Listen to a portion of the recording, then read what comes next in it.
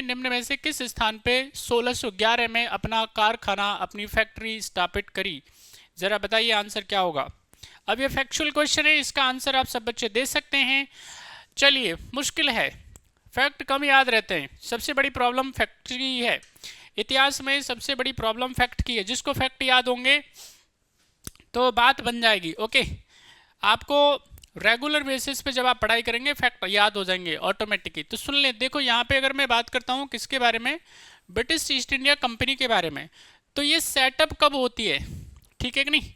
यहाँ पे इसका जो एस्टेब्लिशमेंट ईयर है वो क्या है, तो ये सेटअप होती है 31 दिसंबर और 1600 को, ठीक है कि नहीं। 31 दिसंबर 1600 को ईस्ट इंडिया कंपनी क्या होती है, याद रखना है आपको, सेटअप होती है। अब यहाँ पे आप समझिए 1605 में अकबर की डेथ होती है, यानी जब तक अकबर रहते हैं मुगल सम्राट या भारत के शहंशाह या भारत के राजा, तब तक क्या है, यहाँ पे अंग्रेजों को परमिशन नहीं मिलती है बिजनेस व्यापार करने की। लेकिन 1605 में 1605 में जो है अकबर डेथ कर जाते हैं, उनकी एक्सपायरी हो जाती है।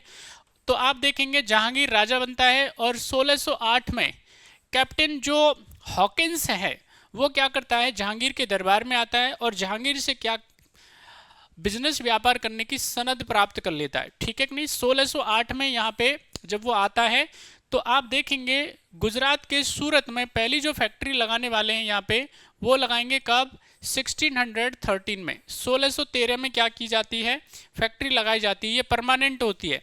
लेकिन इससे पहले आप देखेंगे 1611 में जहांगीर परमिशन दे चुका होता है, ठीक है कि नहीं। यानी इससे पहले एक जो कह सकते हैं नॉन परमानेंट जो फैक्ट्री लगाई जाती है वो लगाई जाती है मछलीपट्टनम, बे ऑफ बंगाल, आंध्र प्रदेश, यहाँ पे वो पहली फैक्ट्री लगाते हैं।